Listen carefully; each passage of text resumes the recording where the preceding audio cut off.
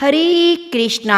प्रेम से बोलिए विष्णु प्रिया तुलसी माता की जय। प्रिय भक्तजनों, आज हम उस पुण्य कथा का श्रवण करने जा रहे हैं। सुनने मात्र से मन के विकार मिट जाते हैं, घर में सुख शांति का वास होता है और आत्मा को गहरी शांति का अनुभव होता है। यह कथा है तुलसी माता की, जिन्हें हम आंगन में पूजते हैं, जल से सींचते हैं, लेकिन जिनकी जीवन गाथा बहुत कम लोग जानते हैं। यह कोई साधारण कथा नहीं, ये सत्य, तपस्या और स्त्री शक्ति की आदित्य मिसाल है। यह उस देवी की कथा है जिसके चरणों में स्वयं श्री भगवान विष्णु भी नतमस्तक होते हैं, जिनके कारण वृंदावन का कन कन पावन है और जिनकी महिमा से विवाह व्रत पूजन सब सिद्ध होते हैं। यह कथा जो भक्त श्रद्धा और भक्ति भाव से प्रत्येक दिन सुनता है, उस भक्त के मन को नहीं बल्कि जीवन को भी माँ तुलसी पवित्र कर देती है। तो आइए तन मन को एकाग्र करके श्रद्धा की डोरी से जुड़कर सुनते हैं तुलसी माता की कथा, जो युगों युगों से घर घर में नारी गरिमा, भक्ति और धर्म की नींव को मजबूत करती है। प्रेम से बोलिए भक्त वत्सला माँ तुलसी की जय। जय श्री हरि विष्णु। एक बार राधा जी सखी से बोली, हे सखी, तुम श्री कृष्ण की प्रसन्नता के लिए किसी देवता की ऐसी पूजा बताओ जो परम सौभाग्यदायक हो।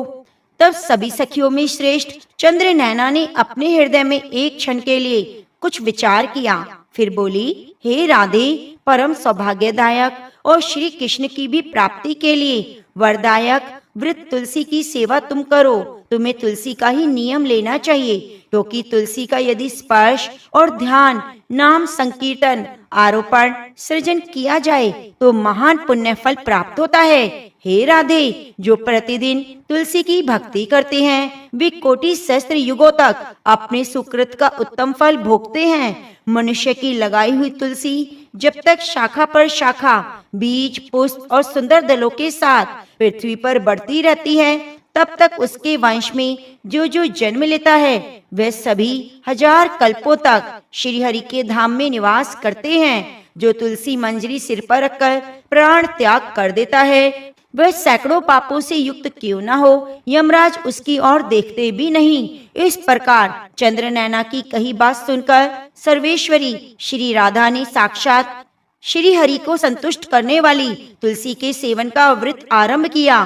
केतकी वन में 100 हाथ गोलाकार भूमि पर बहुत ऊंचा, अत्यंत मनोहर श्री तुलसी जी का मंदिर बनवाया, जिसकी दीवार सोने से जड़ी हुई थी। किनारे किनारे पर पद्म रागमणि लगी हुई थी। वह सुंदर सुंदर पन्ने हीरे मोतियों पर परकोटे से अत्यंत सुशोभित था। चारों ओर परिक्रमा के लिए गली बनाई गई थी, जिसकी भूमि चिंतामणि से मंडित थी। ऐसे सुंदर मंदिर के मध्य भाग में हरे पल्लवों से सुशोभित तुलसी की स्थापना करके श्री राधा जी ने अभिजीत मुहूर्त में उनकी सेवा प्रारंभ की। श्री राधा जी ने अश्विन शुक्ल पूर्णिमा से लेकर चैत्र पूर्णिमा तक तुलसी के सेवन व्रत का अनुष्ठान किया। व्रत आरंभ करके उन्होंने प्रति मास पृथक पृथक रस से तुलसी को सींचा। कार्तिक में दूध से, माघ शीश में ईख के रस से, पौष में दक्षिणा रस से, माघ में 12 मासी आम के रस से, फाल्गुन मास में अनेक वस्तुओं से मिश्रित मिश्री के रस से और चैत्र मास में पंचामृत से उनका आचमन किया और बैसाख कृष्ण प्रतिपदा के दिन उद्यापन का उत्सव किया। उन्होंने 2 लाख ब्राह्मणों को 56 भोगों से तृप्त करके वस्त्र और आभूषणों के साथ दक्षिणा दी। दिव्य मोतियों का 1 लाख भार और स्वर्ण का 1 कोटि भार श्री गर्गाचार्य को दिया। उस समय आकाश से देवता तुलसी मंदिर पर फूलों की वर्षा करने लगे। उसी समय स्वर्ण सिंहासन पर विराजमान श्री हरिप्रिया तुलसी देवी प्रकट हुई। उनकी 4 भुजाएं थी, कमल दल के समान विशाल नेत्र थे। 16 वर्ष की सी अवस्था और श्याम कांत थी। मस्तक पर हेम्या किरीट प्रकाशित था और कानों में कंचनमय कुंडल झलमला रहे थे। गरुड़ से उतरकर तुलसी देवी ने रंग बल्लभी जैसी श्री राधा जी को अपनी भुजाओं से अंग में भर लिया और उनके मुख चंद्र का चुंबन किया। तुलसी बोली, हे कलावती राधे, मैं तुम्हारी भक्ति से प्रसन्न हूँ। यह इंद्रियां, मन, बुद्धि, चित्त द्वारा जो जो मनोरथ तुमने किया है वह सब तुम्हारे सम्मुख सफल हो। इस प्रकार श्री हरि विष्णु प्रिया तुलसी को प्रणाम करके वृषभानु नंदिनी राधा ने उनसे कहा, हे देवी, गोविंद के युगल चरणों में मेरी अहेतु की भक्ति बनी रहे। तब तथास्तु कहकर हरिप्रिया अंतर ध्यान हो गई। इस प्रकार पृथ्वी पर जो मनुष्य श्री राधिका जी के इस विचित्र उपाख्यान को सुनता है वह भगवान को पाकर कृतकृत्य हो जाता है। तो एक बार प्रेम से बोलिए, लक्ष्मी नारायण भगवान की जय, राधा रानी की जय। ब्रह्मा जी कहते हैं, जो भक्त ब्रह्म मुहूर्त में उठकर स्नान कर पवित्र हो तुलसी दल से भगवान दामोदर की पूजा करता है उसे मोक्ष की प्राप्ति अवश्य होती है। तुलसी द्वारा भगवान की पूजा करने से पाप का नाश हो जाता है, पुण्य की वृद्धि होती है। प्राचीन काल में भक्त विष्णुदास ने भक्ति पूर्वक तुलसी से भगवान का पूजन किया और शीघ्र ही मोक्ष को प्राप्त किया। राजा चोल उसकी तुलना में गौण हो गए। अपने द्वारा लगाई गई तुलसी जितना ही अपने मूल का विस्तार करती है, मनुष्य उतने ही सहस्त्र युगों तक ब्रह्मलोक में निवास करता है। तुलसी मिले पानी से स्नान करने से मनुष्य पापों से मुक्त हो जाता है और आनंद की प्राप्ति होती है। कहा जाता है, जिसके घर में तुलसी का पौधा होता है उसके घर में यमराज के दूत प्रवेश नहीं करते। जिसके कान में, मुख में, मस्तक पर तुलसी का पत्ता दिखाई देता है यमराज उसके ऊपर दृष्टि नहीं डालते। जहाँ तुलसी के वृक्ष की छाया हो वहीं पर पितरों के लिए श्राद्ध करना उत्तम रहता है। प्राचीन काल की बात है, सुमेधा और हरिमेधा नाम के दो ब्राह्मण थे। उन्होंने जाते जाते एक दुर्गम वन में एक स्थान पर तुलसी दल देखा। तुलसी का महान वन देखकर सुमेधा ने भक्ति पूर्वक परिक्रमा कर प्रणाम किया। यह देख हरिमेधा ने सुमेधा से पूछा, तुमने अन्य सभी देवी देवताओं, तीर्थ व्रतों के रहते हुए तुलसी दल को प्रणाम क्यों किया? तब सुमेधा ने कहा, जब दुर्वासा के शाप के कारण इंद्र का ऐश्वर्य छिन गया, देवताओं और असुरों ने मिलकर समुद्र मंथन किया। समुद्र मंथन से धन्वंतरी रूप भगवान श्री हरि और दिव्य औषधियां प्रकट हुई। इन्हीं दिव्य औषधियों में से एक मंडलाकार तुलसी उत्पन्न हुई। तुलसी जी को ब्रह्मा आदि देवताओं ने श्री हरि को समर्पित किया। भगवान श्री हरि ने उसे ग्रहण किया, इसलिए तुलसी भगवान हरि की प्रियतमा है और श्री हरि संसार के पालनहार और रक्षक हैं, इसलिए मैंने उन्हें प्रणाम किया। सुमेधा हरिमेधा को तुलसी दल की महिमा बता ही रहे थे कि उन दोनों के सामने एक बरगद का वृक्ष गिर पड़ा। उसमें से दो दिव्य पुरुष प्रकट हुए। उन दिव्य पुरुषों ने सुमेधा और हरिमेधा को प्रणाम किया। तब सुमेधा और हरिमेधा ने उनसे पूछा, आप कौन हैं? तब उनमें से बड़ा, जिसका नाम आस्तिक था, बोला, एक दिन मैं नंदनवन में पर्वत पर क्रीड़ा करने गया। वहाँ देवांगनाओं ने अपनी इच्छा अनुसार मेरे साथ विहार किया। विहार करते हुए देवांगनाओं के हार के मोती टूटकर तपस्या करते हुए लोमश ऋषि पर गिर पड़े। उनकी तपस्या भंग हो गई। ऋषि को क्रोध आ गया। उन्होंने सोचा कि स्त्रियां तो परतंत्र होती हैं, अतः यह उनका अपराध नहीं, अपराधी तो आस्तिक है, अतः यह शाप की योग्य है। ऐसा सोचकर उन्होंने मुझे शाप दिया, तू ब्रह्म राक्षस होकर बरगद के वृक्ष पर निवास कर। यह सुनकर मैंने शाप से मुक्त होने के लिए उनसे प्रार्थना की, उन्हें प्रसन्न किया। उन्होंने शाप से मुक्ति की विधि सुनिश्चित कर दी। जब तू किसी ब्राह्मण के मुख से तुलसी दल की महिमा सुनेगा तो उसी क्षण तुझे मोक्ष की प्राप्ति होगी। तब से मैं शाप से ग्रस्त हो मोक्ष की मुक्ति के लिए चिरकाल से इस बरगद के वृक्ष पर निवास करता था। आज आपसे तुलसी दल की महिमा सुनकर मुझे शाप से मुक्ति मिल गई। उसके बाद वे दोनों ब्राह्मण आपस में तुलसी की महिमा गुणगान करते हुए तीर्थ यात्रा को चल दिए। इसलिए भगवान विष्णु को प्रसन्न करने के लिए तुलसी की पूजा अवश्य करनी चाहिए। घी का दीपक प्रज्वलित करना चाहिए। जब बहुत समय पहले की बात है, एक गांव में एक परिवार रहता था। उस परिवार में माँ, बेटा और बहू रहते थे। बहू बहुत ही सीधी सादी थी और शांत स्वभाव की थी। उसकी दूसरी तरफ सास बड़ी झगड़ालू और घमंडी थी। वह अपनी बहू पर बहुत अत्याचार किया करती थी। उसे घर का सारा कामकाज करवाती, झाड़ू पोछा, साफ सफाई, बर्तन वगैरह सभी काम उससे करवाती थी और खाने के लिए एक सोखी रोटी दिया करती। बहू के पति को जब इन सब बातों का कुछ भी पता नहीं था, वह तो सुबह होते ही खेत में काम करने चला जाता। बहू सास के कहे अनुसार घर के काम में लग जाती। एक दिन बहू ने देखा पड़ोसन नया मटका लेकर आई है। पड़ोसन ने बात ही बात में बहू को बताया वे बैसाख स्नान करने की तैयारी कर रही है। बहू को बैसाख मास के बारे में कुछ भी पता नहीं था, इसलिए वह पड़ोसन से पूछने लगी तो पड़ोसन ने उसे पूरी जानकारी देते हुए बताया कि बैसाख का पवित्र महीना तुरंत फल देने वाला है। साथ ही तुलसी माता की महिमा भी बहू को बता दी और कहा अगर कोई बैसाख में सिर्फ स्नान करके तुलसी माता को सींचे तब भी उसके जीवन की सभी परेशानियों का अंत हो जाता है। अब बहू अपनी सास के व्यवहार से बहुत दुखी थी, तो उसने सोचा हो सकता है तुलसी माता की पूजा के प्रताप से ही मेरे जीवन में सब ठीक हो जाए। यह सोचकर बहू ने अपने मन में तुलसी माता की पूजा और बैसाख स्नान का निर्णय लिया। शाम को तुलसी और बैसाख की महिमा उसने अपनी सास को बता दी। फिर सास बोली कोई जरूरत नहीं है कोई नियम वियम लेने की, घर का काम करो, बस यही तुम्हारे लिए पूजा पाठ है। अब बहू क्या कहती, वह चुप हो गई। बैसाख मास शुरू हो गया।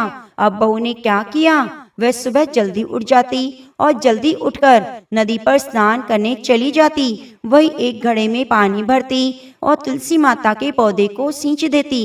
फिर वहीं बैठकर तुलसी माता की कहानी सुन लेती। ये बहू ने नियम ले लिया। सास के जागने से पहले ही वे घर वापस आ जाती। अब रोज का सिलसिला हो गया।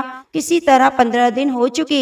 एक दिन सास सुबह जल्दी उठ गई। उसने देखा बहू तो घर में नहीं है। उसे लगा कहीं कुछ गड़बड़ जरूर है। अगले दिन भी सास जल्दी उठी तो उस दिन भी बहू घर में नहीं थी। सास समझ गई जरूर ये बैसाख स्नान कर रही है, तुलसी सींच रही होगी। अब सास सोचने लगी अगर मैं इसको मुंह से बोलूंगी तो घर में बेकार में लड़ाई झगड़ा होगा। उसने सोचा क्या करूं, बहू का नित्यनेम कैसे छुड़ाऊं।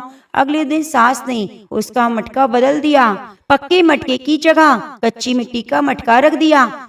सुबह अंधेरे में ही बहू कच्ची मिट्टी का मटका लेके नदी पर चली गई। बहू ने स्नान किया। फिर उसने मटके में जल भरने के लिए जैसे ही मटका नदी में डुबोया, मटका गल गया, सारी मिट्टी बह गई। बहू यह देखकर रोने लगी। वह तुलसी माता के पास जाकर रोने लगी। रोते रोते बोली हे तुलसी माता, आज मेरा नियम टूट गया, मुझे क्षमा कर दीजिए। तुलसी माता उसके सामने साक्षात प्रकट हुई और बोली आज तुमने जल के स्थान पर अपने आंसुओं से मुझे सींचा है, तुम्हारा नियम पूरा हुआ। बहू ने कहा माता मैं कल कैसे जल लेकर आऊंगी, अगर मेरी सास को पता चला मैंने मटका नदी में बहा दिया है तो वे बहुत गुस्सा हो जाएगी। तुलसी माता ने उसे एक मटका दिया जिसे लेकर वो खुशी खुशी घर आई। सास ने देखा मटका सोने का था। अब सास से पूछने पर बहू ने सारी बात सच सच बता दी। सास अंदर से तो बहुत खुश थी पर बाहर से नाटक करते हुए बोली अगर सोने के मटके में जल लेकर जाओगी तो गांव वाले इसको छीन लेंगे। तुम कल फिर जाना और अपनी तुलसी माता के सामने रोना, दूसरा मटका मांग लेना।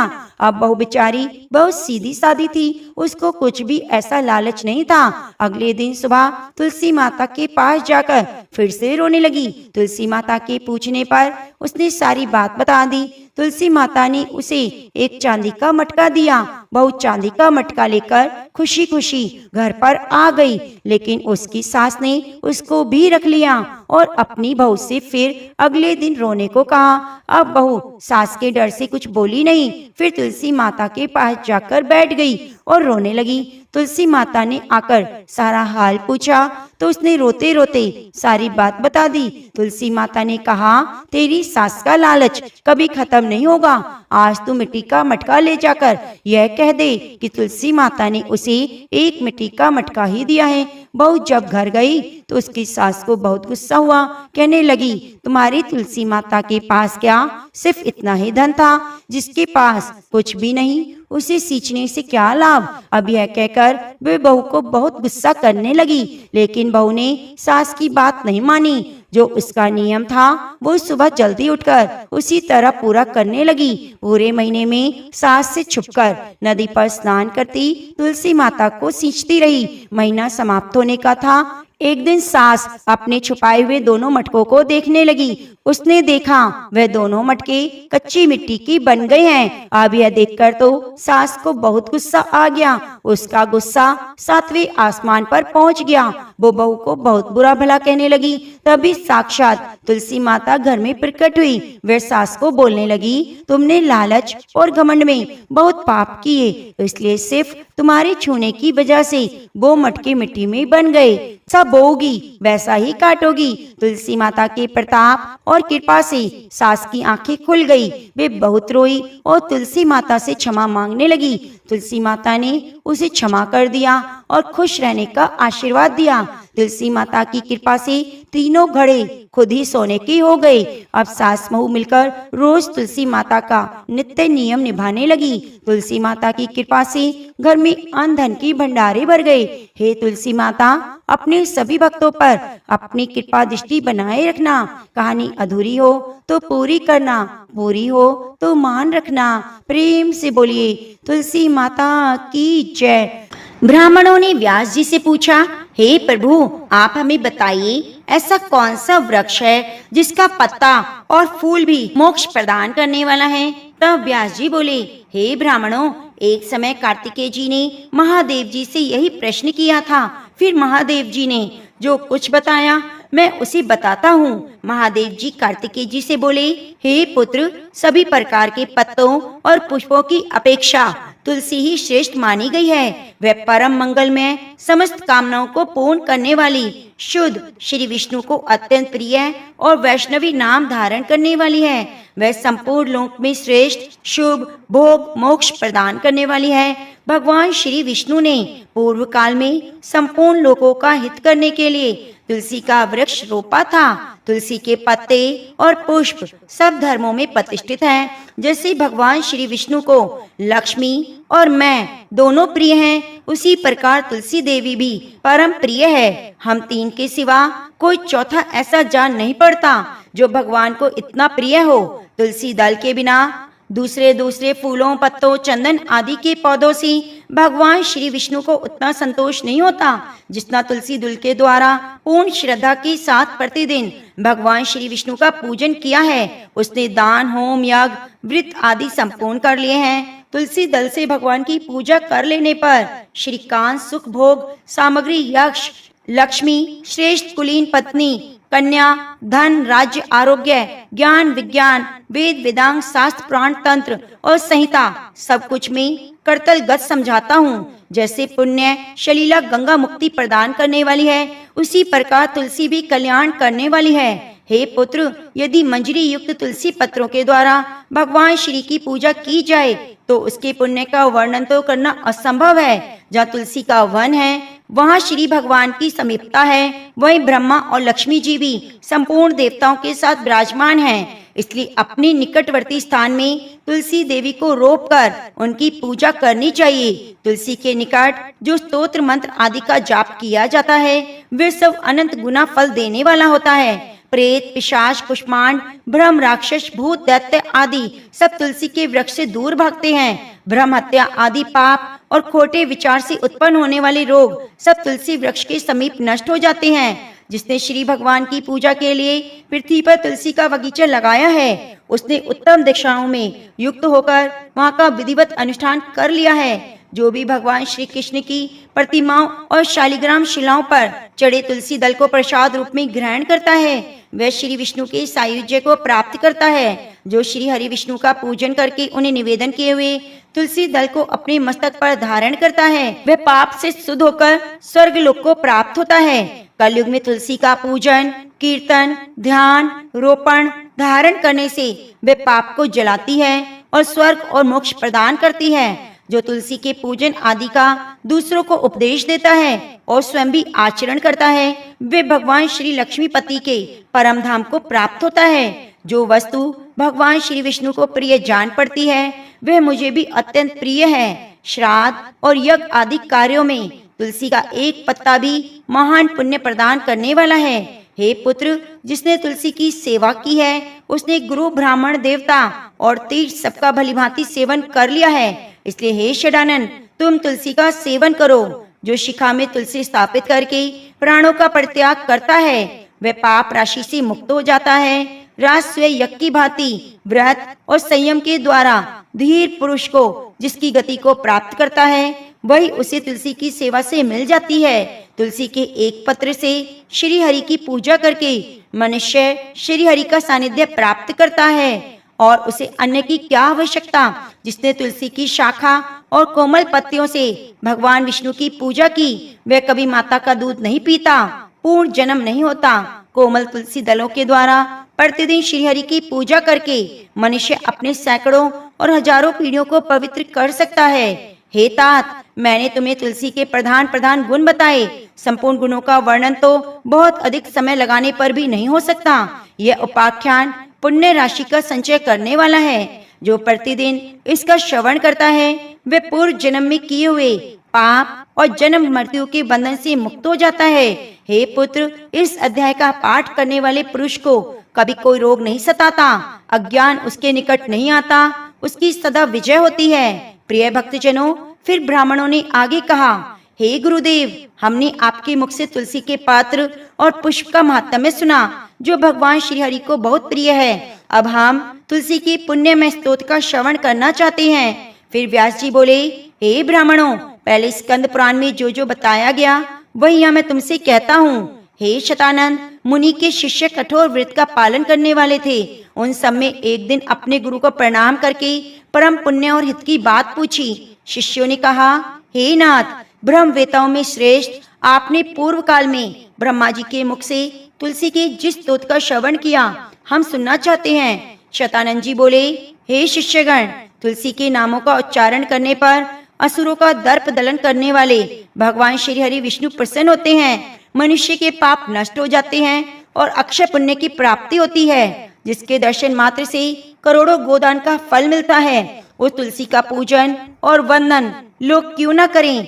कलयुग के संसार में वे मनुष्य धन्य हैं जिनके घर में शालिग्राम शिला का पूजन संपन्न करने के लिए प्रतिदिन तुलसी का वृक्ष भूतल पर लहलाता है। जो कलयुग में भगवान श्री केशव की पूजा के लिए पृथ्वी पर तुलसी का वृक्ष लगाते हैं, उन पर यदि यमराज अपने किंकरों सहित रुष्ट हो जाएं, तो भी वे उनका क्या कर सकते हैं। प्रिय भक्तों, इस प्रकार तुलसी का मंत्र बोलें। तुलसी, तुम अमृत उत्पन्न हो, केशव को सदा प्रिय हो। हे कल्याणी, मैं भगवान की पूजा के लिए तुम्हारे पत्तों को चुनता हूँ। तुम मेरे लिए वरदायिनी बनो। तुम्हारे श्री अंगों से उत्पन्न होने वाले पत्रों और मंजरियों द्वारा मैं सदा ही जिस प्रकार श्री हरि का पूजन कर सकूं, वैसा उपाय करो। हे पवित्रांगी तुलसी, तुम कलमल का नाश करने वाली हो। प्रिय भक्तजनों, इस भाव से तुलसी दल को चुनकर भगवान वासुदेव का पूजन करें। उसकी पूजा का करोड़ों गुना फल होता है। तुलसी स्तोत्र है। देवेश्वरी, बड़े बड़े देवता भी तुम्हारे प्रभाव का गायन करते हैं। मुनि, सेद, गंधर्व, पाताल निवासी, साक्षात नागराज शेष संपूर्ण देवता भी तुम्हारे प्रभाव को नहीं जानते। केवल भगवान श्री विष्णु की तुम महिमा को पूर्ण रूप से जानते हो। जिस समय क्षीर समुद्र के मंथन का उद्योग प्रारंभ हुआ, उस समय श्री विष्णु के आनंद से तुम्हारा प्रभाव हुआ। पूर्व काल में श्री हरि ने तुम्हें अपनी मस्तक पर धारण किया। हे देवी, उस समय श्री विष्णु के शरीर का संपर्क पाकर तुम परम पवित्र हो गई। हे तुलसी, मैं तुम्हें प्रणाम करती हूँ। तुम्हारी श्री अंग से उत्पन्न पत्रों द्वारा जिस प्रकार श्री हरि की पूजा कर सकूं, ऐसी कृपा करो जिससे मैं निर्विघ्नता पूर्वक परम गति को प्राप्त हो। साक्षात श्री कृष्ण ने तुम्हें गोमती तट पर लगाया और बढ़ाया। वृंदावन में विचरते समय संपूर्ण जगत और गोपियों के हित के लिए तुलसी का सेवन किया। हे जगत प्रिय तुलसी, पूर्व काल में वशिष्ठ के कथन अनुसार श्री राम जी ने भी राक्षसों का वध करने के उद्देश्य से सरयू के तट पर तुम्हें लगाया। हे तुलसी देवी, मैं तुम्हें प्रणाम करती हूँ। श्री राम जी से वियोग हो जाने पर अशोक वाटिका में रहते हुए जनक किशोरी सीता ने तुम्हारा ध्यान किया, जिससे उन्हें फिर से अपने प्रियतम का समागम प्राप्त हुआ। पूर्व काल में हिमालय पर्वत पर भगवान शंकर की प्राप्ति के लिए पार्वती देवी ने तुम्हें लगाया और अब इस सिद्धि के लिए तुम्हारा सेवन किया। हे तुलसी देवी, मैं तुम्हें नमस्कार करती हूँ। संपूर्ण देवांगनाओं और किन्नरों भी दुस्वप्न का नाश करने के लिए नंदनवन में तुम्हारा सेवन किया था। हे देवी, तुम्हें मेरा नमस्कार है। हे धर्म अरण्य गया में साक्षात पितरों ने तुलसी का सेवन किया था। दंडकारण्य में भगवान श्री राम जी ने अपने हित साधन की इच्छा से परम पवित्र तुलसी का वृक्ष लगाया और लक्ष्मण जी और सीता जी ने भी बड़ी भक्ति भाव के साथ उसे पोसा। जिस प्रकार शास्त्रों में गंगा जी को त्रिभुवन व्यापिनी कहा गया है, उसी प्रकार तुलसी देवी भी संपूर्ण चराचर जगत में दृष्टि गोचर होती है। तुलसी का ग्रहण करके मनुष्य पातकों से मुक्त हो जाता है और हे मुनीश्वरों, तुलसी के सेवन से ब्रह्म हत्या भी दूर हो जाती है। तुलसी के पत्ते से टपकता हुआ जल जो अपने सिर पर धारण करता है, उसे गंगा स्नान और 100 गोदान का फल मिलता है।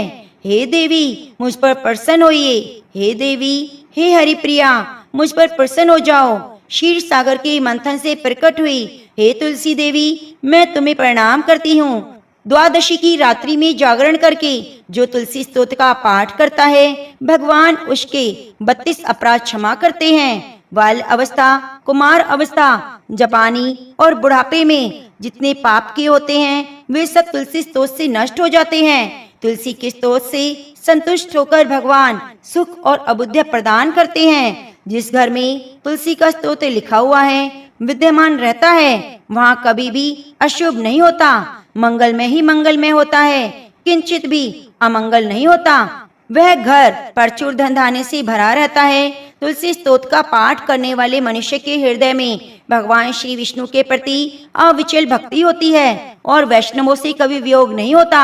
इतना ही नहीं, उसकी बुद्धि कभी भी अधर्म में प्रविष्ट नहीं होती। नमो नमो तुलसी महारानी, नमो नमो हर की पटरानी, नमो नमो तुलसी महारानी, नमो नमो हर की पटरानी। ओम नमः शिवाय।